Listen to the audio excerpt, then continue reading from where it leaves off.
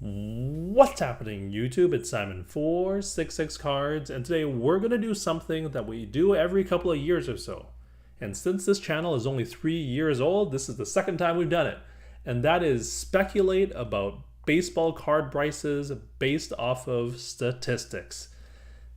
The first video I did on this topic was 2 years ago in 2023 during the peak of Elly De La Cruz's rookie season, where I warned everyone I wouldn't buy his cards right now because his batting average and his performance is going to plummet. And I think at the time he was hitting about 280, 290, maybe close to 300. I forget what it exactly was. And guess what? He ended up batting 235 for the season. And the reason for all of this was simple stats. He struck out too often. You can see here his strikeout percentage was roughly a third of the time in his rookie season, and that is just too high for almost anybody, and definitely for someone like him in his rookie season. And so that is the type of video we're going to do today.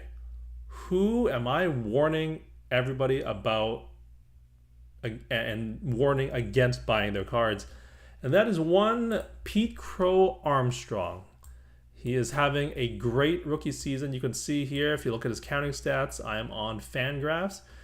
He has hit 25 homers and stolen 27 bases, well on his way to a 30-30 season.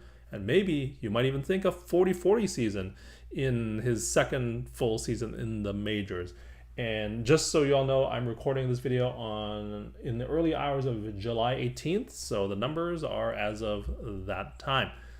And so my warning about Pete Crow-Armstrong is I don't think his performance is sustainable. And I'll go into the reasons why. First off, he has horrific plate discipline. You can see even though he's hitting 265, his on-base percentage is 300. That is way too low. And that is driven by the fact that his walk rate, you can see in this column BB percentage, his walk percentage is 4.5%.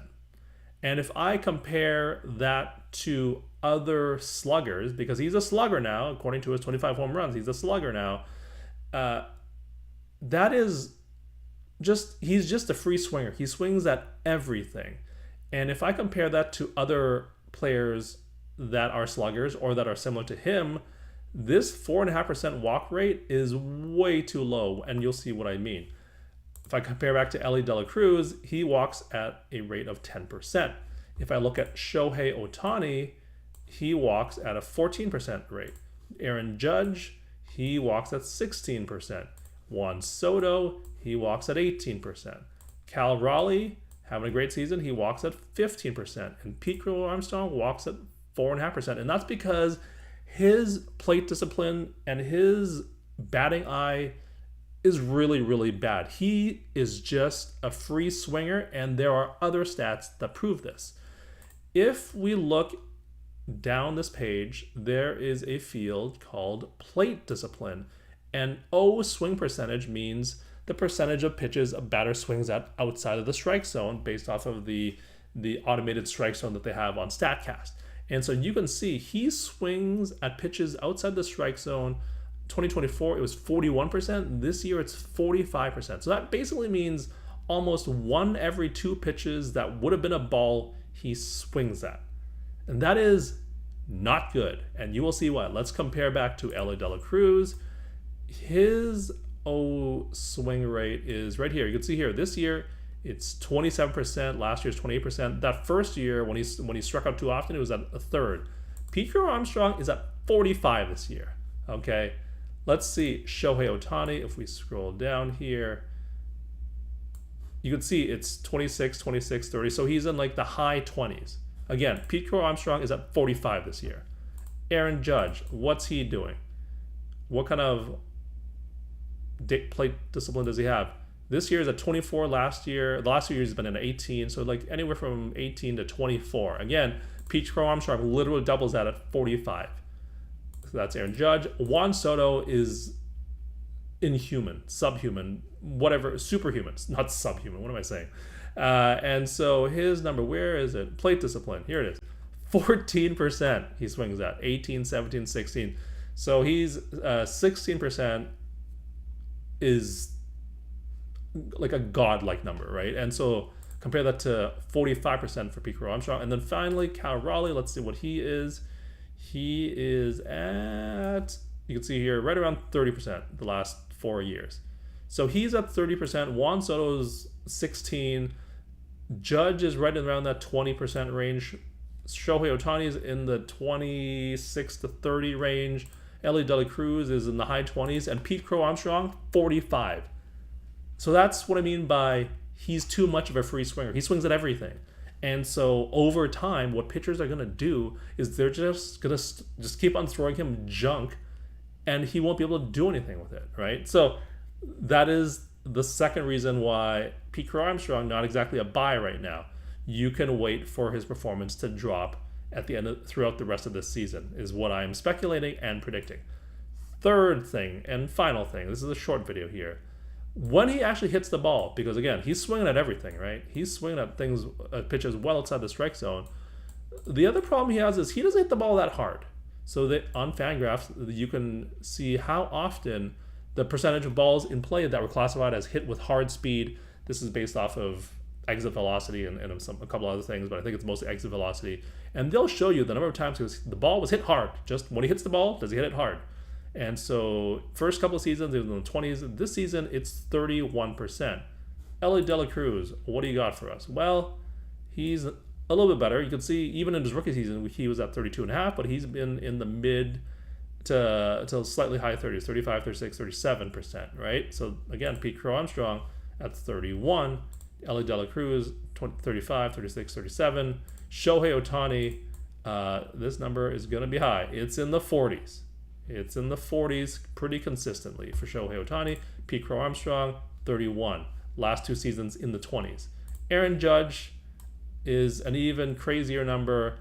It's in the high 40s, 40% for his career. There's a season, 2 seasons ago, he was in 54%. Basically, 1 out of every 2 balls he hits is hard hit. Let's go to Juan Soto. We scroll up. It's right around 40%, in the low 40s. Again, Pete Crow-Armstrong, 31%. And finally, Cal Raleigh, the last 3 seasons, you can see here, he's been 35, 39, 39. It's pretty consistent, 39 the last 2 years. Pete Crow-Armstrong, not even 31. And so those 2 reasons, the lack of plate discipline and the fact that when he hits the ball, it's not that hard, that's a problem. Because that means the power is kind of fluky, and the plate discipline is going to eventually become a problem unless he improves it. I don't see how he's going to improve it this year. It might improve next year, 2 years later, right? Like look at Ellie De La Cruz here, right? His strikeout percentages went from 33 to 31 to 24. It can improve over time, but for Pete Crow-Armstrong's cards, if I'm going to buy them, I'm not going to buy them this year. And they've gone up a lot. If we look at market movers, you can see that looking at his PSA 10 2020 Bowman Draft Chrome Autos, his 2024 Topps Chrome Helix, and his 2024 Topps Chrome Radiant Rookies, the Bowman Draft Auto is up 309%. The Topps Chrome Helix is up 95%, and the Radiant Rookies is up 100%.